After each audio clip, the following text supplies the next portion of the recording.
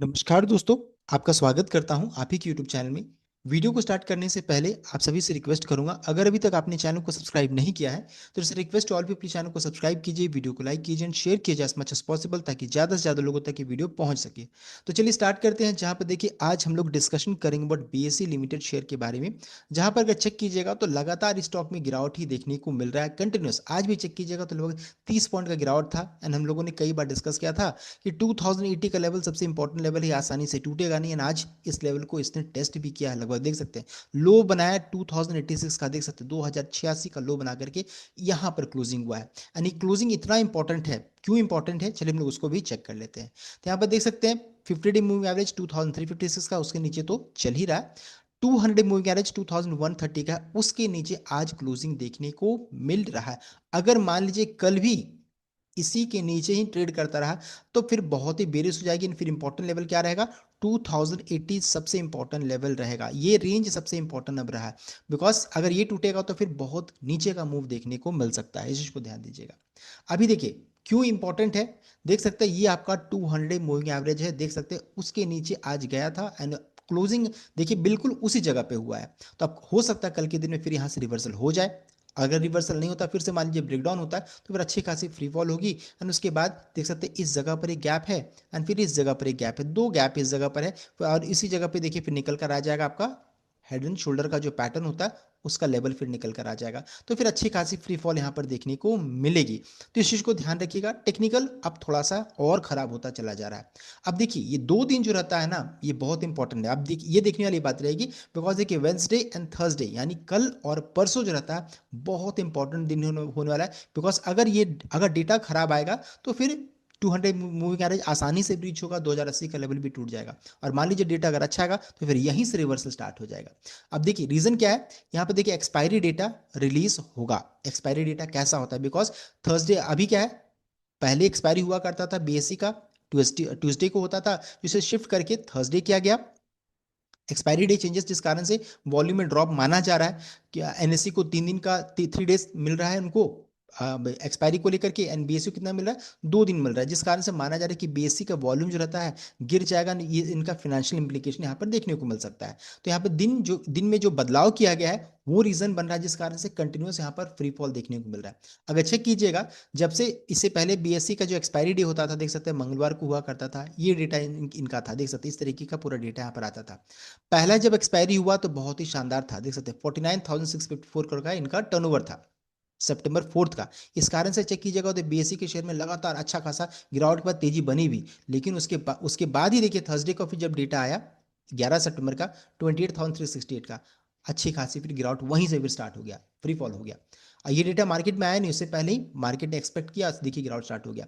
अब फिर पिछला चेक कीजिएगा थर्सडे का तो 30,553 का, देख सकते हैं। तो देखिए थोड़ा सा तो बढ़कर आया है, लेकिन अब मैटर करेगा कि इस बार का डेटा कैसा होता है। मान लीजिए अगर इसी रेंज में रहा, जो इसी रेंज में निकल कर मान लीजिए डेटा आता है, तब तो ठीक ठाक सा कोई दिक्कत की बात नहीं है, जैसा है वैसा है। लेकिन मान लीजिए अगर इन दोनों डेटा से नीचे अगर आता है तो फिर अच्छे खासी फिर बिकवालेगी। तो इंपॉर्टेंट रहेगा क्या, इस वीक का डेटा कैसा आता है एक्सपायरी का, ये बहुत मैटर करने वाला है। तो इस डेटा को जरूर वॉच कीजिएगा।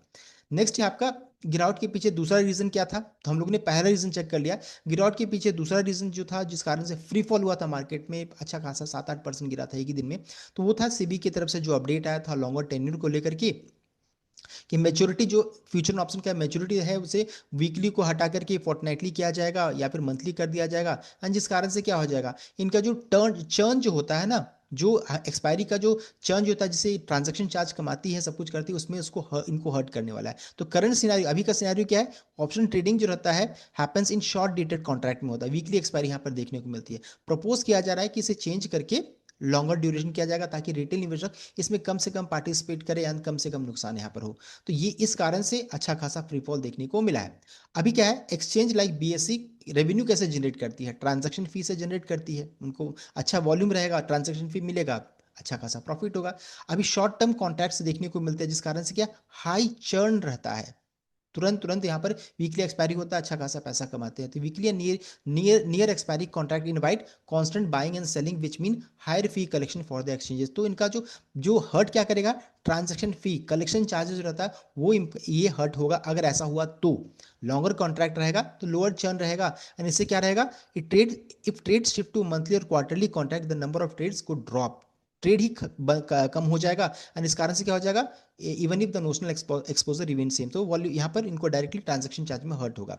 तो देखिए अभी जो है करंटली इंप्लीमेंट नहीं हुआ, ऐसी बातचीत चल रही, कंसल्टेशन पेपर हो रहा है। So while SEBI is thinking about protecting retail investors, exchange stand to lose fee income, that is why BSE stock price इस कारण से गिरावट हो रही है। साथ ही साथ बीएसई का जो रहता है पूरा जो डिपेंडेंसी क्या है, उनका फ्यूचर ऑप्शन पे है, डेरिवेटिव्स में उनका पूरा डिपेंडेंट है।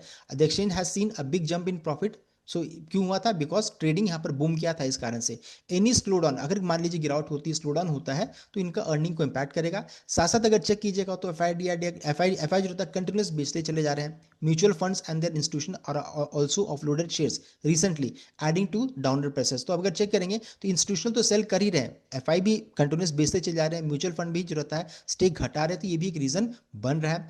एनालिस्ट कॉशन, अभी साथ साथ ब्रोकरेज भी रहता है वो भी थोड़ा नेगेटिव हो गए हैं, एंड उन्होंने क्या किया, टारगेट प्राइस को ट्रिम किया है, बिकॉज यहाँ पर रेगुलेटरी चेंजेस अगर ऐसा होता है तो ये माना जा रहा है, इस कारण से ब्रोकरेज भी थोड़ा नेगेटिव हो रहा है। तो इंस्टीट्यूशन सेलिंग एक रीजन बन रहा है, बहुत ज़्यादा डिपेंडेंसी ट्रांजेक्शन चार्जेस पे, वॉल्यूम पे, एंड एनालिस्ट का क्वेश्चन, ब्रोकरेज भी थोड़ा नेगेटिव, इस कारण से भी गिरावट हो रही है।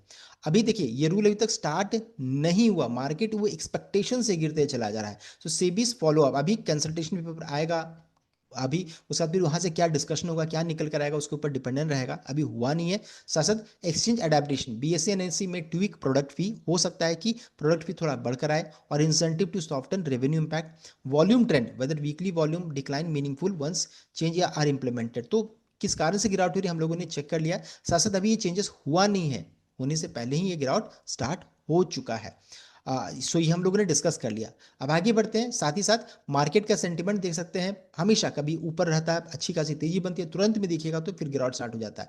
तो अनसर्टेनिटी भी एक रीजन बन रहा है, जिस कारण से जो जो ट्रेडर्स जो रहते हैं या फिर इन्वेस्टर्स जो रहते हैं वो मार्केट में आ नहीं पा रहे कि क्या होगा, ट्रम्प की तरफ से क्या हो रहा है, हर दिन एक नया नया ट्रिगर, जैसे करंटली अभी H1 वीजा को लेकर के चल रहा है, तो ट्रम्प भी एक रीजन बन रहा है जिस कारण से मार्केट में अनसर्टेनिटी है, वॉर वाला सिचुएशन है, तो कुछ ना कुछ यहाँ पर नेगेटिव हो रहा है, जिस कारण से इन्वेस्टर्स का सेंटीमेंट खराब हो रहा है। साथ साथ यहाँ पर अगर चेक कीजिएगा तो डॉलर, हमारे जो इंडियन रुपी जो रहता है डॉलर के सामने कमजोर होता चला जा रहा है, तो इस कारण से एफआई भी नहीं आ पा रहे हैं। तो बहुत सारे रीजन है जिस कारण से गिरावट हो रही है। मेजर रीजन को हम लोगों ने कवर कर लिया, एंड कल और परसों बहुत इंपॉर्टेंट दिन होने वाला है, रीजन वो भी हम लोगों ने चेक कर लिया, बिकॉज फिर से एक्सपायरी का दिन नजदीक आ रहा है, एंड वहां से क्या डेटा निकल कर आएगा वो इंपॉर्टेंट रहेगा। साथ साथ 200 मूविंग एवरेज के बिल्कुल सपोर्ट के पास है, अगर वो ब्रीच हो जाता है, उसके नीचे में मान लीजिए वीकली क्लोजिंग हो जाता है, तो फिर अच्छी खासी फ्री फॉल होगी। लेवल्स मैंने आपको बता दिया है। तो ये था कंप्लीट अपडेट।